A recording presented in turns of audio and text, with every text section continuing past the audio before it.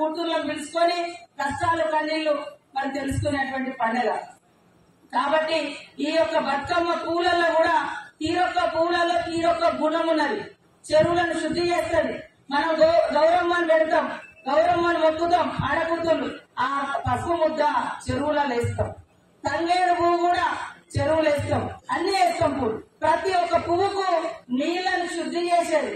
ఇప్పుడేమో మనము వాటర్ ప్లాంట్లలో గురికలు వేస్తారు కానీ అప్పుడేమో మరి ఇప్పుడైనా కూడా మనం చేసేది తంగేడు పూలు గాని గునుగు పూలు గాని ఏ పువ్వు వేసినా అది సహజ సిద్ధంగా ఎలాంటి మందు ఎలాంటి కల్తీ లేదు. తీసుకుపోయి చెరువులు వేస్తే చెరువు శుద్ధి అయితే మరి పాడి పంటలు ఇచ్చినందుకు ఒక దిక్కు చెరువును మొక్కుకుంటూ చెరువును శుద్ధి చేసుకుని ఆ నీళ్లు మనం తాగేది వర్షాలు పడ్డ తర్వాత వచ్చే పండుగ. కాబట్టి ఇలాంటి పండుగలలో మరి ఎక్కడ చూసినా చెరువులు మాయమైపోతుంది. రాను రాను బతుకమ్మను కూడా మర్చిపోయే పరిస్థితి వస్తుంది. కాబట్టి ఖచ్చితంగా బతుకమ్మకు చెరువుకు అనుబంధం ఉంది. ప్రతి ఊర్లో చెరువులను కాపాడుకోవాలి. చెరువులు ఉంటేనే మరి మన ఊర్లో చుట్టూ పాడి పశువులు బతుకుతాయి, మనం బతుకుతాం, మన పంటలు బతుకుతాయి. కాబట్టి ఇవాళ కబ్జాలు కాకుండా చెరువులను కాపాడుకోవాల్సిన బాధ్యత మా అక్క చెల్లెల మీద ఉంది, మా రైతన్నల మీద ఉందని కూడా నేను సందర్భంగా తెలియజేస్తాను. నా స్వార్థం కోసం నేను ఒక చెరువులో పోయి మంచి డాబా ఇల్లు కట్టుకుంటాను. మొన్న అక్కడ చూసిన నక్కనడి చెర్ల ఇల్లు ఉంది. నక్కనడి చెర్ల అందరూ అట్లే కట్టుకుంటే మరి ఆ చెరువు ఉండదా? పూడ్చబడుతుంది. పూడ్చబడిన తర్వాత ఊళ్ళ నుంచి వచ్చే నీళ్లు గాని లేకుంటే ఈ గుట్ట మీద నుంచి వచ్చే నీళ్లు గాని మరి ఏడికి పోవాలి? ఇండ్ల మీదకి వస్తాయి. ఇది నేను స్పష్టంగా చూస్తా ఉన్నా. మన మహబాద్లో గాని మన ఖమ్మంలో గాని గంతముందు హైదరాబాద్ లో 2 ఏళ్ల కింద హైదరాబాద్ మొత్తం మునిగిపోయింది. ఎటు పోవాల్సిన నీళ్ళు అటు పోతే ఊళ్ళకి నీళ్లు రావు. కానీ పోకుండా ఒకరిద్దరు స్వార్థం కోసం ఊరంతా మునిగిపోతుంది, ఊరంతా ఆగమైపోతుంది. కాబట్టి ఇవాళ హైదరాబాద్ లాంటిది రావడం జరిగింది. అందుకోసం ఇవాళ మనం చూస్తాం. ఇక్కడ నేను ఇందాక మొక్కలు పెడతాంటే అన్న వాళ్ళు అన్నారు, అరే మామిడి చెట్లు పెట్టండి అచ్చిన వాళ్ళు తింటారట అని కోతులు తింటారు.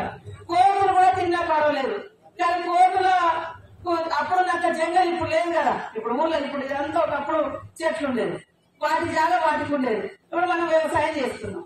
ఇప్పుడు అవి ఏం చేస్తానే వాటి తిండి పోయిందని మన ఇళ్లలో మనం వండుకున్న అవడిస్తే అది ఖచ్చితంగా అది కోతికన్నా ఉపయోగపడుతుంది. కోతి దానికి కడుపునింది అనుకో అది మన ఇళ్ల మీదకి రాకుండా పోతుంది కదా. కాబట్టి ఖచ్చితంగా మొక్కలు నాటేటప్పుడు ఒక పండ్ల మొక్కలు నాటండి. ఖచ్చితంగా మన బతుకమ్మలకు ఉపయోగపడే పూల చెట్లు పెట్టండి. ఇంకా ఉపయోగపడే పనినే మనం చేసుకోవాల్సిన అవసరం ఉంది. కాబట్టి మా అక్కల కోసం సరే ఈ రోజు ఇవ్వకపోవచ్చు, ఈ 4 రోజులు ఇవ్వకపోవచ్చు చీరలు, కానీ అద్భుతమైనటువంటి చీరలు చేనేత అన్నలతోటి దాదాపు 1 కోటికి పైగా చీరలు మరి సీఎం గారు ఆర్డర్ ఇవ్వడం జరిగింది. అవి వస్తాయి, ఖచ్చితంగా పంపిణీ జరుగుతుంది. కొంతమంది అంటారు ఇప్పుడు ఇస్తలేరు. మేము 150కి 2 చీరలు లెక్క చేస్తలేము. చేనేత అన్నంటే చేనేత అన్నకే ఇచ్చి ఖచ్చితంగా మహిళలు మరి కట్టుకునేటట్టుగానే ఉండాలని ఒక తమ్ముడి పాత్రలో అన్న పాత్రలో మరి సీఎం రేవంత్ రెడ్డి గారు నిర్ణయం తీసుకుని ఆర్డర్స్ ఇవ్వడం జరిగింది. అది కొద్దిగా డిలే అవ్వడం జరుగుతుంది. కాబట్టి తప్పకుండా చీరల పంపిణీ కూడా మహిళలకు ఈ రాష్ట్రంలో జరగబోతుంది. అది కొద్దిగా టైం పడుతుంది, కానీ తప్పకుండా మహిళా లోకానికలతో మనకు ఈ ప్రభుత్వం చేతికొచ్చింది.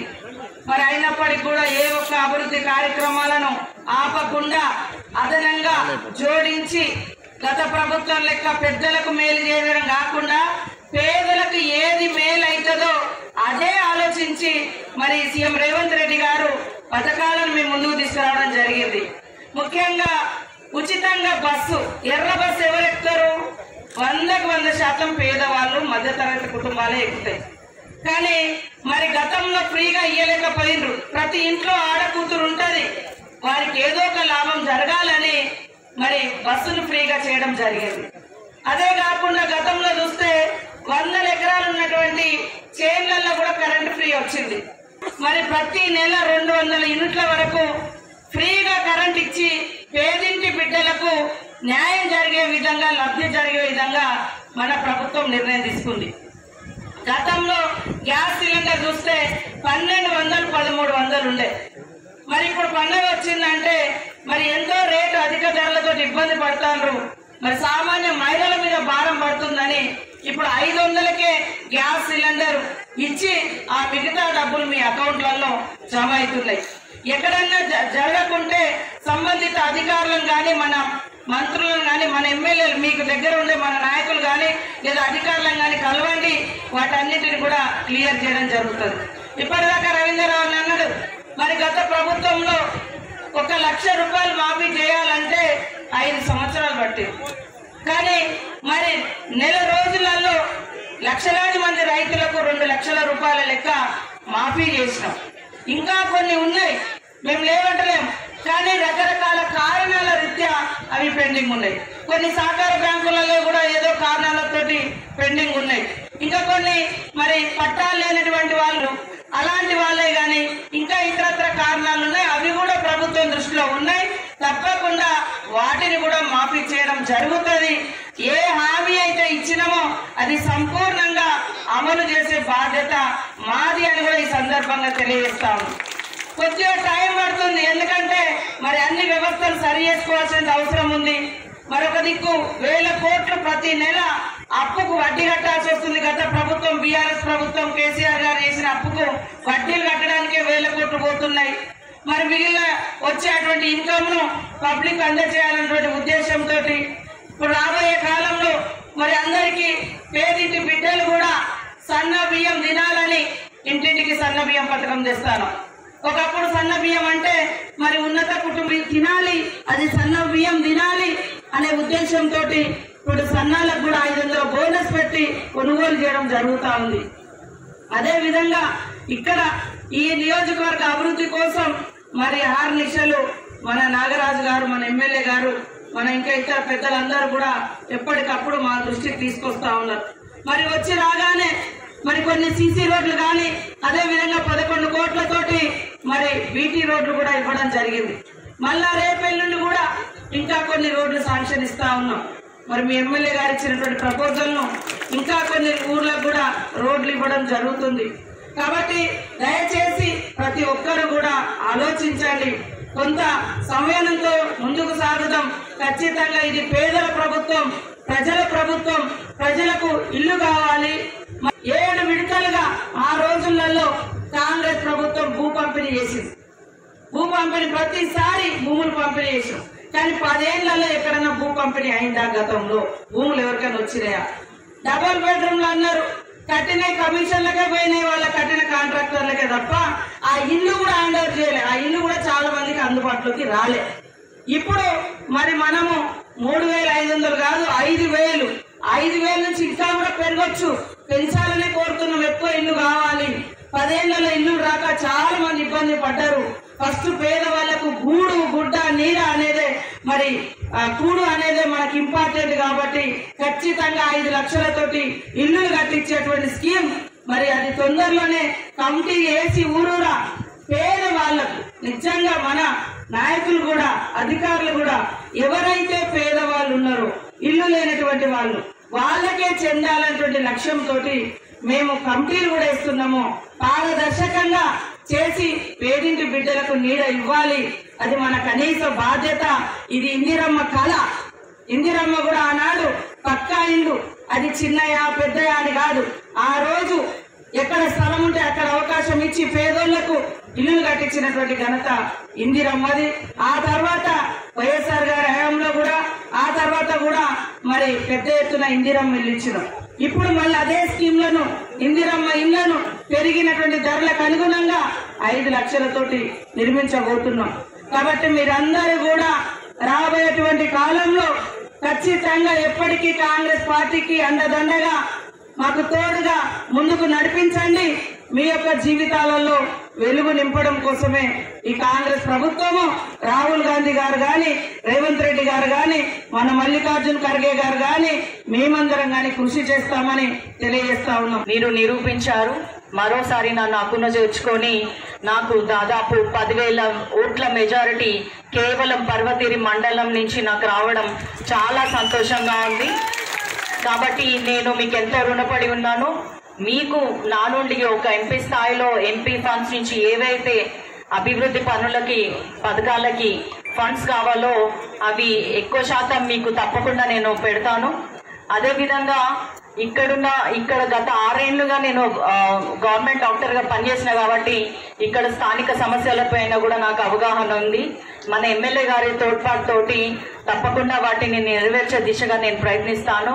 ఇంతకుముందు ఆయిల్ అండ్ సీడ్స్ చైర్మన్ గారు జంగారాఘవ్ రెడ్డి గారు కానీ, తర్వాత మన బ్యాంక్ చైర్మన్ అన్న రవీందర్ అన్న గారు కానీ, తర్వాత ప్యాక్స్ చైర్మన్ దేవేందర్ అన్న గారు కానీ, వాళ్ళ డిపార్ట్మెంట్స్ కి సంబంధించి మీకు వివిధ విషయాలపైన అవగాహన కల్పించడం జరిగింది.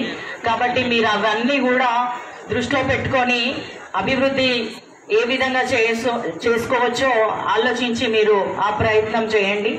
డ్వాక్రా మహిళలకి నేను ఏం చెప్తున్నా అంటే, కాంగ్రెస్ ప్రభుత్వం ఎస్హెచ్జి మహిళా శక్తి, ఇందిరా మహిళా శక్తి ద్వారా అనేక పథకాలు మీకు ఇస్తుంది.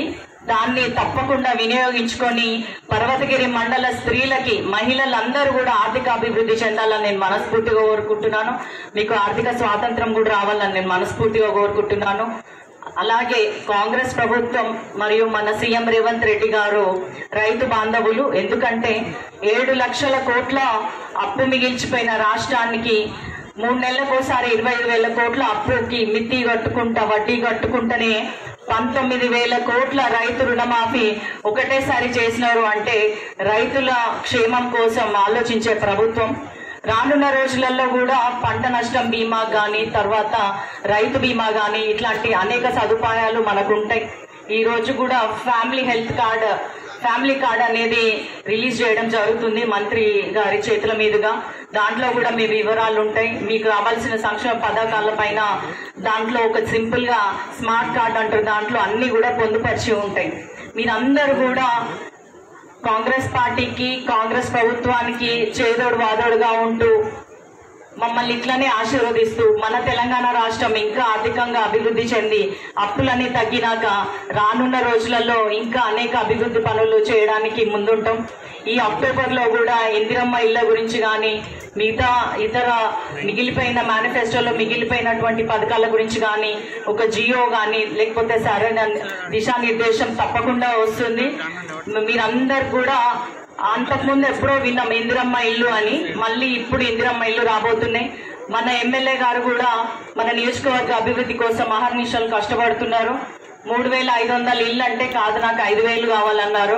ఇంకా కూడా కావాలంటే కూడా తీసుకొస్తారు. ఎందుకంటే నియోజకవర్గ అభివృద్ధి ఆయన ప్రథమ ధ్యేయం కాబట్టి మీరందరూ కూడా మంచిగా ఉండాలని నేను కోరుకుంటున్నాను. అదే విధంగా మంత్రి గారిని ఒక చిన్న కోరిక కోరుతున్నాను. ఇప్పుడు వర్ధనపేటలో 100 పడకల హాస్పిటల్ ఉంది, కానీ పర్వతగిరిలో లేదు. కేవలం ఒక పిహెచ్సి, 24 గంటల పిహెచ్సి ఉంది. దాన్ని 30 బెడెడ్ హాస్పిటల్ గా కనుక చేస్తే మన దగ్గర ఉన్న పర్వతగిరి అందుబాటులో ఉన్న గ్రామాలు ఇవన్నీ కూడా నర్సంపేటకి, అటు వరంగల్ కి, ఇటు వర్ధనపేటకి వెళ్ళడం జరుగుతుంది. అలా కాకుండా మన పర్వతగిరిలో ఒక 30 బెడెడ్ హాస్పిటల్ కనుక దాని గురించి ఆలోచించి మంజూరు చేస్తే మీ అందరికీ కూడా మంచి జరుగుతుందని కోరుకుంటున్నాను. ఇంకా మిగతా విషయాలన్నీ కూడా మంత్రి గారు చెప్తారు. మీ అందరికీ కూడా మరోసారి మీ ఆడబిడ్డనై మీ ముందుకు వచ్చినందుకు, మీరు నా మీద ఎంతో నమ్మకం పెట్టుకొని 10,000 మెజారిటీ నాకు ఇచ్చినందుకు కూడా మనస్ఫూర్తిగా ధన్యవాదాలు తెలుపుకుంటూ, ఎప్పుడు మీ ఇంటి బిడ్డగా ఉంటాం, మీ ఆడబిడ్డగా ఉంటాం, మీ కష్ట సుఖాలలో పాలు పంచుకుంటాం. మరోసారి అందరికీ కూడా రానున్న బతుకమ్మ మరియు దసరా పండుగ శుభాకాంక్షలు తెలియజేసుకుంటూ, నాకు ఈ అవకాశం ఇచ్చిన ప్రతి ఒక్కరికి ధన్యవాదాలు తెలియజేసుకుంటూ సెలవు తీసుకుంటున్నాను. జై హింద్, జై కాంగ్రెస్. ఆ ధృవాది దీప్తికి కూడా సరైన న్యాయం కల్పించాలి. అమ్మాయి బ్రాంజ్ మెడల్ తెచ్చింది అనగానే తక్షణమే 1 కోటి రూపాయలు, 500 గజాల ఇళ్ల స్థలం వరంగల్లో, అలాగే ఎస్ఐ ఉద్యోగం గ్రూప్ 2 అంటే మన ఎక్సైజ్ శాఖలో ఆ సోదరి ఆ బిడ్డకు ఇవ్వడం జరిగింది. మొన్న మీ అందరి చేతుల మీద. యాక్చువల్లీ నేను పోయేదుండే, కానీ ఆ రోజు మనం ఇక్కడ ప్రోగ్రామ్ నుండి నేను పోలేకపోయినా గౌరవ ముఖ్యమంత్రి చేతుల మీదుగా మన కల్లెడ బిడ్డకు ఈ యొక్క అవార్డు రివార్డ్స్ రావడం చాలా ఈ గ్రామాన్ని కూడా ప్రపంచ పటాల్లో గుర్తించే విధంగా చేసినందుకు ఆ అమ్మాయికి కూడా శుభాకాంక్షలు, ప్రత్యేక ధన్యవాదాలు చెప్తున్నాను మా ముఖ్యమంత్రి గారికి మీ అందరి పక్షాన. అలాగే ఈ రోజు ఇంత సెకండ్ బిల్డింగ్ కట్టుకొని మాన్యన్ రవీందర్ గారు ఎస్కాప్ చైర్మన్ అయినాక ప్రతి గ్రామంలో అందుబాటులో ఉండే విధంగా ప్రజలు ఎక్కడికి పోకుండా వారికి రుణాలు కానివ్వండి, లేకుంటే సరుకులు కానివ్వండి, స్టోర్స్ పెట్టడం. మొన్ననే వర్ధనపేట ఐలోని మండలంలో నా చేతుల మీద ప్రారంభించడం జరిగింది. అన్ని సరుకులు అంటే మనం పట్టణం వైపు పరిగెత్తకుండా పట్టణ దగ్గరలో ఉన్న ఇక్కడనే కొనుక్కునేట్టు స్టోర్స్ కూడా ఓపెన్ చేశారు. మార్ట్ సో ఇక్కడ కూడా మీరు మా పర్వతగిరి మండలకు ఒక మార్ట్ ఇవ్వాలని, ఇంకా ఎలాంటి రైతులకు ఎవరికైతే రుణాలు రాలేదో మా రైతన్నలకు అందరూ కూడా రాని రైతులు ఎవరు కూడా బాధపడకండి. మన కాంగ్రెస్ ప్రభుత్వంలో పెద్ద ఎత్తున భారతదేశంలో ఏ ప్రభుత్వం కూడా చేయండి. మన గౌరవ ముఖ్యమంత్రి గారు కేబినెట్ అంతా కూర్చొని రైతులను ఆదుకునే దిశగా రైతు ప్రభుత్వం దిశగా వెళ్లి రైతు ప్రభుత్వం ఆదుకునే దిశగా రుణమాఫీ చేసిండు. రుణమాఫీ చేసినాక కూడా మన పైన అనేక సార్లు మానసికంగా ప్రత్యేకంగా పరోక్షంగా మన గౌరవ ముఖ్యమంత్రి గారిని మరి మన సోదరి సీతక్క మీద గాని సురేఖమ్మ గారి గారి మీద బీసీ వర్గమైన మన నాయకుడు ప్రభాకర్ మీద ఎప్పుడు కూడా అనునిత్యం సోషల్ మీడియా దారుణంగా దాడులు చేస్తున్నారు. మనం తిప్పికొట్టాల్సిన బాధ్యత మన పైన ఉంది. కాబట్టి అందరూ కూడా సంయుక్తులు కాండి, వారి దాడులను తిప్పికొడదాం. ఎందుకంటే ప్రభుత్వాన్ని ఎప్పుడు కూడా అవగౌరవపరిచే దిశగా, సోదరిమణులను అవగౌరవపరిచే దిశగా బస్సులలో మీరు డాన్సులు చేయండి, బ్రేక్ డాన్సులు చేయండి అని మహిళా చెల్లెమ్మలను, అక్కలను, అమ్మలను అనడం ఎంత బాధాకరం అంటే అంత బాధాకరం. ఈ 6 గ్యారెంటీలను కూడా ఎంతసేపు మీరేమిచ్చిండ్రు? మీరు గెలిచి 9 నెలల్లోనే మీరు ఎంతసేపు మనల్ని అపాదిస్తున్నారు. కాబట్టి మన అందరం కూడా సైనికులాగా అండగా, కాంగ్రెస్ అండగా ఉండి మీరు పనిచేయాలని నేను కోరుకుంటున్నా. అలాగే ఎవరైతే రైతులకు రుణం 2 లక్షలు కాలేదో ఎవరు కూడా చింతన పడకండి. తప్పనిసరిగా సీతక్కకు ఇప్పుడు కూడా చెప్పాను, మాన్యం రవీందర్ గారు కూడా చెప్పాను, మీరు తీసుకోండి, లిస్టు తీసుకొని ఇవ్వండి. అందరికి కూడా రుణమాఫీ అయ్యే విధంగా సీతక్క గారు మాటిచ్చారు. అక్కడ కూడా నేను గౌరవ వ్యవసాయ శాఖ మంత్రివర్యులైన తుమ్మల నాగేశ్వరరావు గారిని కూడా కలవడం జరిగింది. కాబట్టి ఎవరు కూడా మీరు నిరుత్సాహపడకండి. వేరే మనుషుల ఇదంతా కూడా అటెన్షన్ డైవర్షన్ అంటారు ఇంగ్లీష్ లో. అంటే మనం మానసికంగా దాడి చేస్తూ ప్రభుత్వ పాలనలో అడ్డు వేయడం అన్నట్టు. ఎంతసేపు మన మంత్రివర్గాన్ని టార్గెట్ చేసి ఆ సోషల్ మీడియాలో పెట్టగానే మనం అందరం కూడా అటు డైవర్ట్ అయ్యి ఈ యొక్క గవర్నమెంట్ పరిపాలన సరిగా కాలేదనే ఉద్దేశంగా చేస్తున్నారు. కాబట్టి మనమందరం గమనించవలసిన ఎంతో అవసరం ఉన్నది. మనం అందరం కూడా ఐక్యంగా కొట్లాడవలసిన అవసరం ఉంది. అలాగే సోదరుడు మొన్ననే చైర్మన్ గా ఆయిల్స్ అండ్ సీడ్స్ కు నియమింపబడ్డారు. వారు కూడా మన అన్ని గ్రామాలకు అనుసంధానం చేసుకుంటూ ఈ యొక్క ఆయిల్ మన ఏదైతే ఫామ్ ఆయిల్ పైన, ఆయిల్ ఫామ్ పైన వారు అనునిత్యం రైతులతో మాట్లాడుకుంటూ దానికోసం వివరిస్తూ అతి త్వరలో వారి యొక్క ఆధ్వర్యంలో మన యొక్క గ్రామాలలో తప్పనిసరిగా ఈ ఆయిల్ సీడ్ పైన ఒక సపరేట్ క్లాస్ పెట్టి అందరికీ వివరించవలసిన అవసరం ఉన్నది. అలాగే ఫామ్ ఆయిల్ ను ఆ యొక్క వ్యవసాయాన్ని అగ్రికల్చర్ లో అభివృద్ధి పరచవలసిన అవసరం ఉన్నది. కాబట్టి వారిని ప్రత్యేకంగా ధన్యవాదాలు. అలాగే కూడా చైర్మన్ మొన్ననే ఎన్నిక కాబట్టి జరిగింది.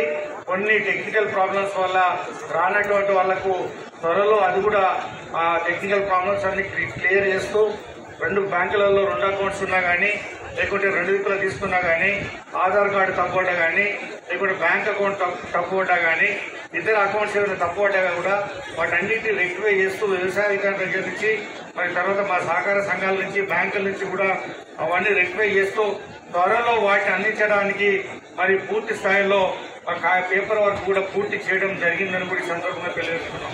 ఇక్కడ డిస్ట్రిక్ట్ నీరజ గారు కూడా ఉన్నారు, వారు కూడా తెలుసు. అన్ని కార్యక్రమాలు కూడా రుణమాఫీ సత్వరంగా మిగతా వాళ్ళందరికీ కూడా అందించడానికి ప్రయత్నాలు జరుగుతున్నాయి. అది సహకార సంఘాల ద్వారా అన్ని కూడా అందరికీ కూడా ఇవ్వడానికి ప్రయత్నాలు జరుగుతున్నాయి. మరి ముఖ్యంగా ఈ రుణమాఫీ 2 లక్షల రుణమాఫీ గత ప్రభుత్వంలో 4 విడతల 4 సార్ల 25,000, 50,000, 75,000, ₹1,00,000, ₹1,00,000 ఇవ్వడానికి 4 సార్ల రుణమాఫీ చేస్తే అది అన్ని అందక మిత్రులకి సరిపోయిన పరిస్థితి గతంలో మనం చూసినటువంటి పరిస్థితి కనబడతా ఉన్నది.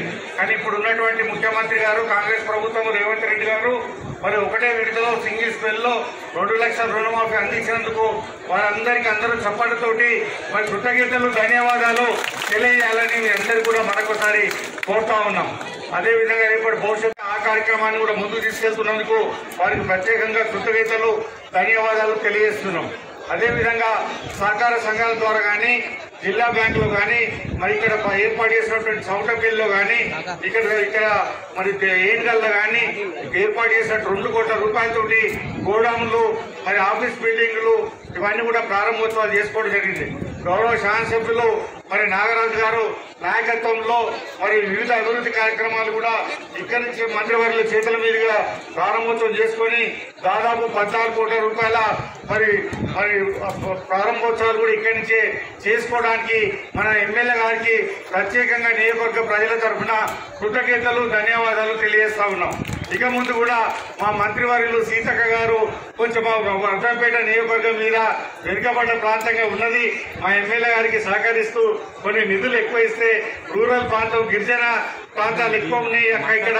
కాబట్టి తప్పకుండా మీ యొక్క నిధులు కనుక ఎక్కువ ఇచ్చినట్టయితే గ్రామీణ ప్రాంతాల్లో ఉన్నటువంటి లింక్ రోడ్స్ కానీ మెటల్ రోడ్స్ కానీ ఫార్మేషన్ రోడ్స్ కానీ కొన్ని మిగిలిపోయి ఉన్నాక తప్పకుండా మా ఎమ్మెల్యే గారి ఆ విజ్ఞప్తి మేరకు మీరు అధిక శాతం నిధులు ఇస్తారని మరి వారిని మరొకసారి కోరుకుంటూ విజ్ఞప్తి చేస్తూ మరి అనేక రకాల కార్యక్రమాల్లో భాగంగా తప్పకుండా వారితో కూడా మేము మరి జిల్లా సహకార బ్యాంకులలో కూడా 100 కోట్ల రూపాయల ఎస్ఐజీ రుణాలు కూడా ఇచ్చినాం అక్క ఇప్పటి వరకు. ఇంకా కూడా ఇవ్వడానికి సిద్ధంగా ఉన్నాం. ఫస్ట్ 10 లక్షల రూపాయల స్కీమ్ స్టార్ట్ చేసిందే జిల్లా సహకార బ్యాంకులు ముందుకు వచ్చినాకనే దాన్ని చూసి కమర్షియల్ బ్యాంకులు వచ్చారు. ఈ రోజు 20 లక్షల రూపాయల వరకు కూడా లింకేజ్ రుణాలు ఇస్తున్నాము. తప్పకుండా ఇంకా కూడా ఇవ్వడానికి సిద్ధంగా ఉన్న జిల్లా సహకార బ్యాంకు మీరు ఆదేశిస్తే ఎన్ని కోట్ల రూపాయలైనా కూడా ఎస్ఐజీలకు ఇవ్వడానికి వితౌట్ సెక్యూరిటీ మీద ఇవ్వడానికి కూడా సిద్ధంగా ఉన్నామని చెప్పి వారికి మరొకసారి విజ్ఞప్తి చేస్తూ మరి తప్పకుండా ఈ చౌటపల్లి మరి ఇంత పెద్ద ఎత్తున వచ్చినటువంటి మండల కార్యకర్తలకు నాయకులకు ప్రజలకు మరొకసారి కృతజ్ఞతలు, పత్రికా మిత్రులకు కృతజ్ఞతలు, ధన్యవాదాలు తెలియజేస్తూ రైతు ప్రభుత్వంగా ఉన్నటువంటి రేవంత్ రెడ్డి గారిని మరి మంత్రివర్యులు సీతక్క గారిని వేదిక మీద ఉన్నటువంటి ఎంపీ కావ్య గారిని మా ఎమ్మెల్యే నాగరాజు గారిని మీ అందరి ఆశీర్వాదం ఉండాలని మరొకసారి కోరుకుంటూ ముగిస్తా ఉన్నా. జై తెలంగాణ, జై కాంగ్రెస్. మరిన్ని వీడియోస్ కోసం ఛానల్ ని సబ్స్క్రైబ్ చేయండి. లేటెస్ట్ అప్డేట్స్ కోసం వాట్సాప్ ఛానల్ ని ఫాలో చేయండి. అండ్ లింక్ డిస్క్రిప్షన్ లో ఉంది.